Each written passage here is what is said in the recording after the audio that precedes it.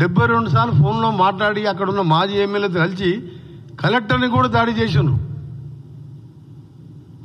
వీళ్ళది ఒకటే, తెలంగాణ అభివృద్ధి కావద్దు, తెలంగాణకు నిధులు రావద్దు, కంపెనీలు రావద్దు, తెలంగాణలో రేపు స్కిల్ యూనివర్సిటీ కానీ, అమెజాన్ మన దావోస్లో 1,78,000 కోట్ల పెట్టుబడులు కానివ్వండి, మేము చేసే ఇందిరమ్మ ఇల్లు కానివ్వండి, 200 యూనిట్ల కరెంటు 50 లక్షల కుటుంబాలకు ఇచ్చే కార్యక్రమం కానివ్వండి, ఆర్టీసీ ఉచిత ప్రయాణం కానివ్వండి, ఈయన ₹1,00,000 రుణమాఫీ అని చెప్పి 5 విడతలుగా ఇస్తే మేము ఇప్పటికే దాదాపు 70% మందికి 2 లక్షల రుణమాఫీ చేసి దేశంలోనే రికార్డు సృష్టించారు మా ముఖ్యమంత్రి గారు. ఆర్థిక పరిస్థితి బాగాలేకపోయినా ఆయన పౌడర్ సోకులకు, ఆయన హంగామాలకు 7 లక్షల కోట్లు అప్పు చేస్తే 6,000 కోట్ల మిత్తి కట్టుకుంటూ 15వ తారీఖు వాళ్ళు జీతాలు ఇచ్చేది పెన్షనర్స్కు, ఎంప్లాయీస్ మేము 1వ తారీఖే శాలరీస్ ఇస్తున్నాం. ఇన్ని కార్యక్రమాలు చేస్తూ ఇంకా కూడా చేయవలసిన కార్యక్రమాన్ని చేయాలని చెప్పి పట్టుదలతోని మా ముఖ్యమంత్రి గారు ముందుకు పోతుంటే దీన్ని ఈ విధంగా రాజలింగమూర్తి గారిని హత్య చేయడం క్లియర్ కట్గా ఉన్నది. హరీష్ రావు గారు ఇప్పుడు ఏదో టీవీలో చూసినా నాగాన్ సార్ కృష్ణా నీళ్ళ మీద మాట్లాడుతున్నాడు. ఏమేమో నువ్వు మనిషి మానవత్వం ఉందను, మానవత్వం ఉన్న మనిషివేనా? నీ ఎక్స్ఎమ్మెల్యే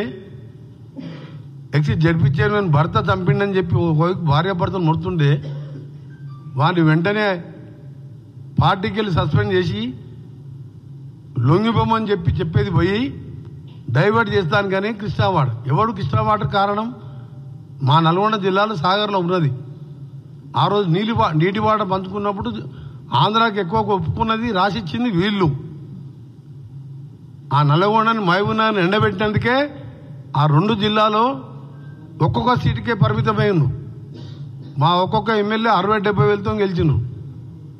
మొత్తం ముంచినావు జగన్మోహన్ రెడ్డితో, ఆయనతో దోస్తాను చేసుకుంటా ఆయనని ప్రగతి భవన్లో కూర్చోబెట్టుకొని నాశనం చేసింది నువ్వే. శ్రీశైలం సాగర్ నీళ్ళన్నీ కూడా వాళ్ళకి పెట్టింది, దోషపెట్టింది నువ్వే. ఇలా దాని గురించి మాట్లాడుతుండు హరీష్ రావు. అంటే ఎటుపోతుంది ఈ తెలంగాణ, ఈ టీఆర్ఎస్ నాయకులు? ఆ రోజు నువ్వు అగ్గిపెట్టి దొరకలే, పెట్రోల్ దొరికింది. కానీ ఆ రోజు అంతమందిని మా శ్రీకాంత్ ఎంతోమంది చంపినావు. ఇవాళ ప్రశ్నించినందుకు, అవినీతి మీద ప్రశ్నిస్తే చంపేస్తావా? ఎంతమంది చంపుకుంటూ పోతారు మీరు? మీ గొర్రెల స్కామ్ కానీ అన్ని స్కామ్ అందరినీ చంపుతారా? మీ వాదన మీ చూస్తుంటే ఇవాళ భూపాలపల్లిలో జరిగిన సంఘటన స్వయంగా భర్త రాజలింగమూర్తి భర్త బిడ్డ చెప్పినాక ఇంతకంటే ఏముంది? భార్య బిడ్డ అంత క్లియర్గా టీవీలో చెప్తుంటే కేసీఆర్ బయటకు వచ్చి మాట్లాడాలి కదా. ఒక నిమిషం చెప్తాను, నేను ఆడి కూడా వస్తున్నా. ఆయన 1 నెల కింద కేసీఆర్ కొడితే మామూలుగా ఉండదని అన్నాడు. నెల రోజుల కింద నేను ఆ రోజే చెప్పిన, కొట్టడం అంటే ఏందో నువ్వు నాకు అర్థమైంది అని చెప్పి ఆ రోజు కూడా నేను ప్రెస్ మీట్ పెట్టినా. నువ్వు కొట్టాలంటే నీకంటే డబల్ ఉన్నాం మేము, కానీ మాకు అలాంటి అవసరం లేదు, మేము చెప్పిన పనులు చేసుకుంటూ పోతామని చెప్పిన. నిన్న వచ్చి కాంగ్రెస్ పార్టీ గ్రాఫ్ తగ్గిందంట. అసలు 15 నెలల ఓనుకన్నా కనబడ్డావా? ఎర్రవల్లి నీ గ్రామస్తులు నీ ఫామ్ హౌస్ ఉన్న పక్క ఊరోనికి అపాయింట్మెంట్ ఇచ్చినావా? నీకు కాంగ్రెస్ గ్రాఫ్ తగ్గిందని ఎట్లా తెలుస్తుంది? ఏదైనా ఊరికి పోయినావా? ఏదైనా ఆర్టీసీ బస్ స్టాండ్ పోయి అక్కా చెల్లెలను అడిగినావా? 2 లక్షల రుణమాఫీ తీసుకున్న రైతు దగ్గరికి పోయినావా? ఇవాళ నువ్వు ఆపేసిన ప్రాజెక్ట్ ఎస్ఎల్బీసీ సొరంగం పాలమూరు ప్రాజెక్టులకు టెండర్లు పిలిచి 80%, 70% మా ప్రభుత్వంలో పూర్తి ఆగిపోయిన పనులన్నీ కూడా పూర్తి చేసుకుంటూ కొడంగల్ లాంటి, నారాయణపేట, దేవరగ అలాంటి ప్రాంతాలకు నీళ్ళు ఇచ్చే కార్యక్రమం చేస్తూ ఆ ప్రాజెక్టులని మొదలు పెడుతున్నాం.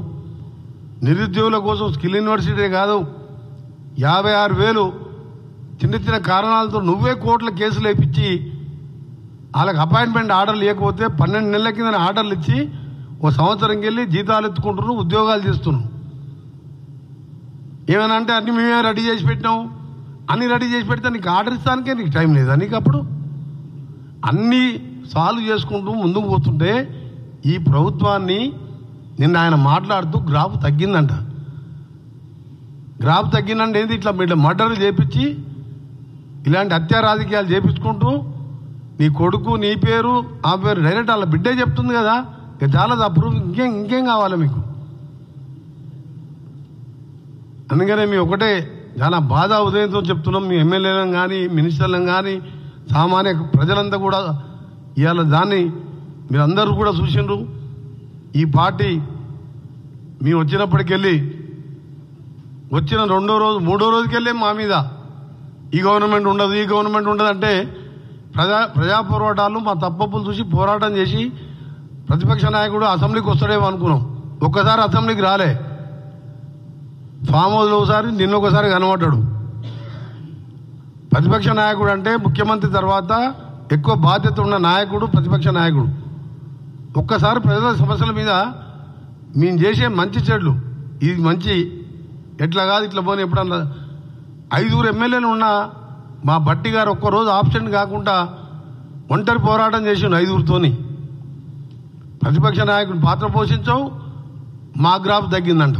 అంటే నువ్వు హత్యలు చేపించి కాంగ్రెస్ గారిని గ్రాఫ్ కాదు కదా, కాంగ్రెస్ పార్టీని నువ్వు ఏమేమి ఏం చేయలేవు. ఈ హత్యలు కిరాయి హత్యలు చేపించవలసింది తప్ప నీతో ఏం కాదు. దీన్ని కూడా మేము సహించేయలేదు. ప్రజలందరూ కూడా గమనిస్తున్నారు. ఒకటే చెప్తున్నాం మీకు, మళ్ళా వెంటనే మీ పార్టీ ఎక్స్ఎమ్మెల్యే అయిన గండ వెంకటరామనాయుడుతో పాటు మా ముఖ్యమంత్రి గారికి మేము కూడా కోరుతాం. మంత్రిగా ఉన్నా మా ముఖ్యమంత్రి గారిని కూడా దీన్ని వారు కూడా సీరియస్గా తీసుకుంటారు. ఎందుకంటే ఎట్టి పరిస్థితుల్లో ఆ రోజు కలెక్టర్ మీద దాడి చేసిన కేసులో కూడా ఏ విధంగా జరిగిందో ఎన్నిసార్లు ఫోన్ మాట్లాడుకున్నారు. ఎట్టి పరిస్థితుల్లో వదిలిపెట్టే ప్రసక్తి లేదు. ప్రభుత్వం చాలా స్ట్రిక్ట్గా వ్యవహరిస్తుంది. మళ్ళా కూడా రిక్వెస్ట్ చేస్తున్నాం, సిబిసిఐడి ఎంక్వైరీ చేసి ఇంటెలిజెన్స్ అంటే కిరాయి హత్యలతోని ఈ రోజు పార్టీ ఆఫీసులో పార్టీ మీటింగ్ పెట్టి సంవత్సరం అంట ఆయన సిల్వర్ జూబ్లీ సెలబ్రేషన్ సంవత్సరం చేసుకుంటాడంట. మీరు చూసింది అదన్నా సిల్వర్ జూబ్లీ సెలబ్రేషన్ సంవత్సరం చేసుకుంటానికి నువ్వు ఏం ఘనకార్యం చేసినావు? దోసుకున్నావు కాళేశ్వరం పేరు మీద, దళిత ముఖ్యమంత్రి పేరు మీద మోసం చేసినావు, దళితుల్ని డబుల్ బెడ్రూమ్ మీద మోసం చేసినావు, ఒక ఉద్యోగం ఇవ్వలేదు. వామన్ రావు భార్య భర్త లాంటి వాళ్ళని ఎదురు తిరిగితే చంపేపించినావు నీ ఎమ్మెల్యేలతోని. ఇవాళ నీ ఎక్స్ఎమ్మెల్యేలతో ఇవాళ మళ్ళా ఈరోజు రాజలింగమూర్తిని పుట్టన పెట్టుకున్నావు. చాలా సీరియస్గా చెప్తున్నాం, హత్యా రాజకీయాలు మానుకోండి. రాజకీయాల్లో హింసకు తావులేదు. మీరు ఇంకా ఏదో ఎలక్షన్లు వచ్చేసినట్టు ఆయన ముఖ్యమంత్రి అయినట్టే ఫీల్ అవుతాడు. ఇంకా 4 ఏళ్ళు ఉన్నాయి. నువ్వు 6 నెలల తర్వాత ఓడిపోయిన తర్వాత 6 నెలలు ఫామ్ హౌస్లో పండుకొని పార్లమెంట్ ఎన్నికల్లో మొత్తం తిరిగినావు కదా, ఊరు తిరిగినావు కదా. మరి ఎందుకు 16 సీట్లలో గుండు 0 వచ్చింది నీకు? నీ గజవేల్లో కూడా మైనస్ వచ్చింది కదా. నీ కొడుకున్న సిరిసిల్ల కూడా 6,000 మైనస్ వచ్చింది కదా. సిద్దిపేటలో కూడా ఆడికాడికే వచ్చినాయి ఓట్లు ఈక్వల్గా. ఎంక్వైరీ చేయాలి. సిబిసిఐడి ఎంక్వైరీతో పాటు 24 అవర్స్లోనే క్లియర్గా నిందితులని వాళ్ళ భార్యనే అందరి ప్రజల ముందర వేలాది మంది సమక్షంలో చెప్పింది కాబట్టి ఇమీడియట్గా అరెస్ట్ చేయాలనే మా డిమాండ్తో పాటు కేసీఆర్కి చెప్తున్నాం, నువ్వు చరిత్ర ఈనుగా మిగిలిపోతావు. ఆ రోజు దొంగ దీక్షలు చేసి తెలంగాణ నువ్వు తెచ్చుకున్నట్టు దళిత ముఖ్యమంత్రి అని చెప్పి లక్షలు దోసుకున్నావు. ఇవాళ అమాయకులైన దోపిడి ఎదిరించి కోర్టులో కొడుతున్న వాళ్ళని మర్డర్ చేపిస్తున్నావు. దీనికి తప్పకుండా దేవుడు ఉన్నాడు, పైన ప్రజలు ఉన్నారు. ఇలాంటి మానుకోమని చెప్పి మీ స్వచ్ఛందంగా మీ ఎక్స్ఎమ్మెల్యేని సరెండర్ కమ్మని, దాంతోపాటు మా ముఖ్యమంత్రి గారిని కూడా కలుస్తాం. మా ముఖ్యమంత్రి గారు ఆల్రెడీ దీన్ని ఇంటెలిజెన్స్ కానీ పోలీసు వాళ్ళు చట్టం దాని పని దాన్ని చేసుకుంటుంది.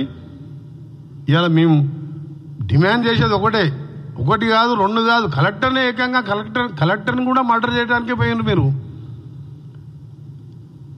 కేసీఆర్ మీద కేసు వేస్తే వాడిని